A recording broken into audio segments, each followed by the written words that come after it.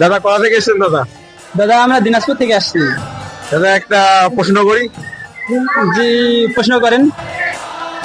হিন্দু ধর্মের আদি ধর্মগ্রন্থ মানে কি? হিন্দু ধর্মের আদি ধর্মগ্রন্থ হচ্ছে বেদ এবং গীতা। বেদ থেকে একটা শ্লোক বলেন। যদা হি ধর্মস্য গ্লানির্ভবতি ভারত অভ্যুত্থানম ধর্মস্য তদর্থনং সিদমহম পরিত্রাণং সাধুনং বিনাশনায় চ দৃষ্টিতম ধর্ম সংস্থাপনায় সম্ভামি যুগে যুগে।